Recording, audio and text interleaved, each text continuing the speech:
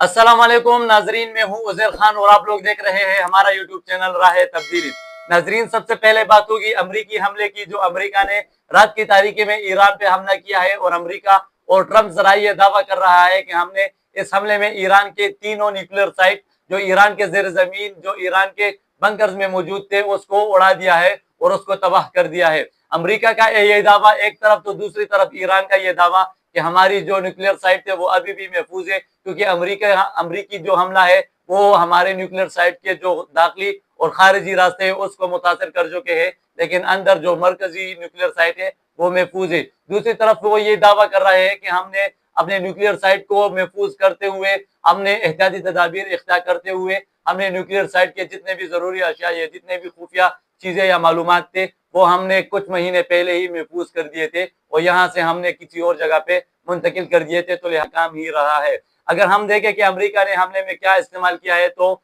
सबसे पहले अमेरिका ने B-2 जहाज़ों का इस्तेमाल किया है, जो एक खास किस्म का बम ले जाने की सलाहियत रखता है। और खास किस्म का बम जो है वो GBU-57 यानी कि GBU-57 बम का नाम है। तो इस बम की खासियत एक तो ये है कि ये ज़ेर ज़मीन 60 से 65 मीटर के गहरा जो बंकर्स होता है उसको तबाह करने की सलाहियत रखता है। लेकिन ईरान ने यह दावा किया है कि हमारी जो ज़ेर ज़मीन बंकर्स है या न्यूक्लियर साइट्स है वो बहुत ही मजबूत है, क्योंकि खासकर जो फर्दू के हवाले से वो लोग बात करते हैं, इंटरनेशनल माहिरीन भी ये बात करते हैं कि फर्दू जो न्यूक्लियर साइट है ईरान का ज़ेर ज़मीन, उसकी जो दीवारें हैं वो कंक्रीट की मोटाई इतनी है कि वो बहुत ही ज्यादा मजबूत है, उसको निशाना बनाना आसान नहीं। दूसरी तरफ उसकी गहराई अगर हम देखें तो वो 80 मीटर प्लस है, यानी कि 80 मीटर गहरा एक बंकर मौजूद है और उसको निशाना बनाना बाहर से बिल्कुल ही मुश्किल काम है। एक ही सूरत में वो मुमकिन है कि अगर आप अमरीकी जो बम है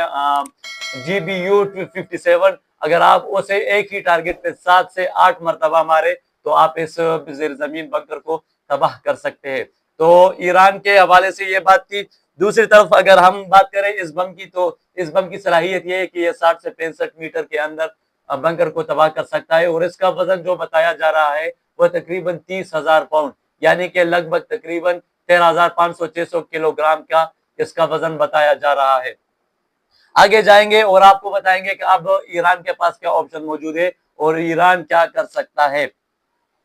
तो हम आपको बताएं कि ईरान के पास सबसे पहला ऑप्शन जो है वो इसराइल है, क्योंकि अमेरिका ने ईरान को इस नहज पे पहुंचाया है कि या खुद मरो और या अपने से पहले किसी और को मारो। तो ईरान हमें नजर आता है कि अपनी पूरी कुव्वत के साथ इसराइल पर हमलावर हो चुका है। जो ईरान के पास पहला ऑप्शन है कि अमेरिका से बदला लेते हुए या अमेरिका को रद्द-ए-अमल देते हुए वो इसराइल को निशाना बनाए और अपनी सारी जो गम और गुस्सा है वो इसराइल पे ही निकाल ले। तो हमने देखा कि सुबह सवेरे ही अमरीकी हमले के बाद सुबह सवेरे ही ईरान ने अपना खैबर मिसाइल ईरान इसराइल पर दाग दिया है। न सिर्फ खैबर मिसाइल बल्कि और भी क्रूज और बैलिस्टिक मिसाइल इसराइल पे दाग दिए हैं, जिसके नतीजे में तल अवीव और ये इसराइल के हेफा शहर में बहुत ही हल्ला गुल्ला मच गया है और लोग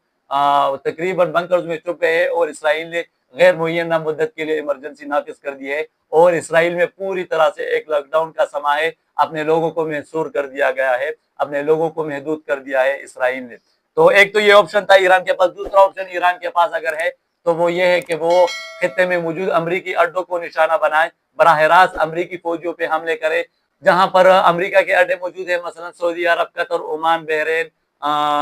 इस तरह के बहुत, शाम में भी है और उर्दन में भी है। तो बहुत सारे इलाके ऐसे हैं कि जहां पर अमरीकी अड्डे मौजूद है और अगर आप इन अड्डों में मौजूद अमरीकी फौजियों की तादाद इकट्ठा करके देखें तो तकरीबन कुछ 40,000 के लगभग फौजी तादाद बनती है इसकी। तो ईरान के पास दूसरा ऑप्शन ये है कि ईरान डायरेक्ट ही यूएस के जो एयर बेसिस है, जो अड्डे है, उस पे हमला करके अमरीकी फौजियों को निशाना बनाए और उससे बदला ले। तीसरा ऑप्शन अगर ईरान के पास है तो वो बहुत ही मुख्तलिफ और एक मुतनाज़ा सा ऑप्शन है कि ईरान के पास ये इख्तियार है कि वो अपनाए हरमुज को बंद करे और उस पर जितने भी आमद रफ्त होती है, जितने भी काफिले गुजरते हैं, वहां से उसको ब्लॉक कर दे। इससे क्या होगा, इससे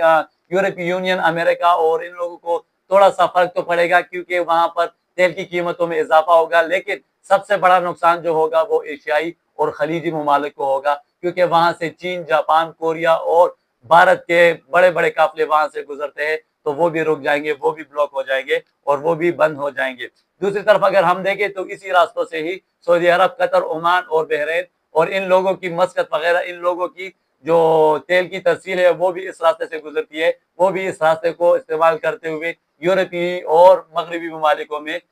جاتے ہیں. تو اس کے ساتھ ساتھ ایران اگر یہ کرے گا تو اتنے سارے ممالکوں کو بیک وقت اپنے مخالف سمت میں جاتے ہوئے دیکھے گا. اور ساتھ ہی ساتھ ایران اگر اس راستے کو بند کرتا ہے تو اپنا بھی نقصان ہوگا ایران کا, کیونکہ ایران کے بھی بہت ساری سپلائیز جو ہے وہ اسی راستے کو ہی استعمال کرتے ہیں. تو سب سے بڑا سوال یہ ہے کہ ایران کیا کر سکتا ہے, وہ میں نے آپ کو بتا دیا ہے, لیکن ایک بہت بڑا اور اہم سوال یہ بھی ہے کہ ایران کے پاس کیا یہ طاقت موجود ہے کہ وہ ایک وقت پہ اسرائیل یا امریکہ کے ساتھ, دونوں کے ساتھ بیک وقت ایک محاذ پہ لڑے.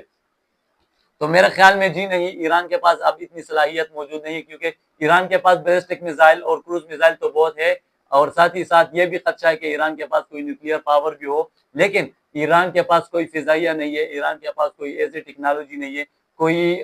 دفاعی نظام نہیں ہے جو بڑے حملوں کو روک سکے. اگر ایران کو حملے کرنے کی ضرورت ہے تو وہ کسی اور سے سپورٹ لے گا, یا مثلا پاکستان سے, رشیا سے, چین سے, یا کسی اور ملک یعنی جنوبی کوریا, شمالی کوریا, یا کسی اور ایسے ملک سے جو ایران کو بیک اپ پہ سپورٹ دے سکتا ہے, دفاعی نظام میں بھی اور حملے اٹیکنگ نظام میں بھی. تو ایران خود اتنا طاقتور نہیں ہے کہ بیک وقت دو محاذوں پہ لڑے. اگر اسرائیل کی بات کریں تو اسرائیل کے ساتھ لڑ سکتا ہے, لیکن اگر امریکہ اس جنگ میں کود سکتا ہے تو پھر ایران کے مشکلات دگنے ہو جائیں گے. اب آپ کو آخری بات بتاتے ہیں کہ اس خطے میں جو جنگ چھڑی ہے اس میں سب سے زیادہ کردار اور سب سے زیادہ فائدہ کس کو ہونا ہے اور سب سے زیادہ نقصان کس کو ہونا ہے. اگر دیکھا جائے تو سب سے زیادہ فائدہ جو ہے وہ اسرائیل اور مغربی ممالک خصوصاً امریکہ کا ہی ہے, کیونکہ اگر اسرائیل یہ چاہتا ہے کہ ہمارے اس خطے میں میرے سوا کوئی ایٹمی طاقت اور نہ ہو یہاں پر, اور میرے مقابلے کا کسی اور ملک میں کوئی قوت ہی نہ ہو, تو اسرائیل یہ چاہتا ہے کہ اس خطے میں میرا ہی راج ہو اور دی گریٹر اسرائیل کی راج جو ہے وہ ہموار ہوتا جائے. دوسری طرف اگر امریکہ دیکھے, اگر ایران کو محدود کر دیا جائے تو امریکہ پالیسی ہے کہ وہ کسی بھی ملک کے تیل اور ذخائر پر, وہاں کے معدنیات پر قابض ہو کر وہاں کے معدنیات لوٹ لیتے ہیں. تو اگر ایران کو کمزور کر دیا جائے, محدود کر دیا جائے, تو پھر ایران کو بھی کچھ اس طرح ڈیلوں میں پھنسا کر وہاں پر ریجیم چینج لا کر وہاں کے معدنیات اور وسائل پہ امریکہ قابض ہو سکتا ہے. اگر نقصان دیکھیں تو نقصان سب سے زیادہ ایران کا تو ہے ہی, لیکن ساتھ ہی ساتھ پاکستان اور چین کا بھی سب سے زیادہ نقصان ہے. ایک تو یہ, اگر ایران جھک گیا, اگر ایران خدا نخواستہ اللہ نہ کرے ہار گیا, تو پوری امت مسلمہ کی ہار یقینی ہے, اور اسرائیل جب چاہے کسی ملک پہ بھی چاہے پھر حملہ کر سکے گا, اسرائیل اتنا طاقتور ہو جائے گا. اور دوسری طرف اگر ہم دیکھیں تو بظاہر یہ لگ رہا ہے کہ ایران کے بعد پاکستان کے لیے صورتحال زیادہ گمبھیر ہوتے جائیں گے. 3 سال, 4 سال, 5 سال, 10 سال لے لے, لیکن 10 سال بعد آخر اسرائیل کی نگاہیں پاکستان پر ہی ہے, کیونکہ ایک واحد ملک بچے گا جو ایٹمی قوت ہوگا اور وہ پاکستان ہوگا.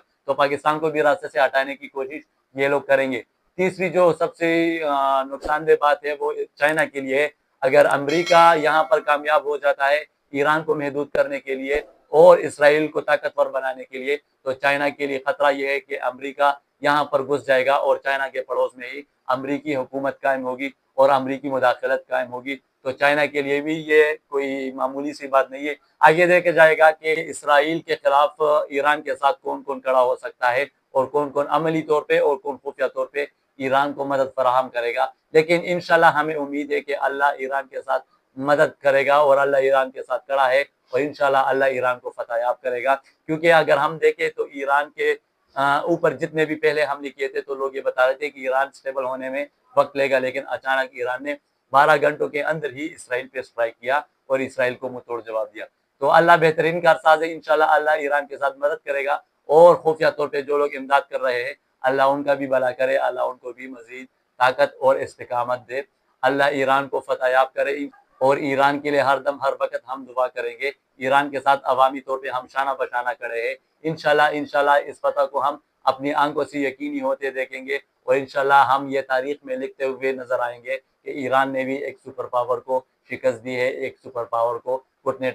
ٹیکنے پہ مجبور کر دیا ہے. تو اس ویڈیو میں اتنا ہی, اگلے ویڈیو تک انتظار کریں, اور اگلے ویڈیو میں آپ سے ملاقات ہوتی ہے. تب تک اپنا خیال رکھیے, اپنا اس چینل کا بھی اور اپنا بھی. اللہ حافظ, اللہ نگہبان, والسلام.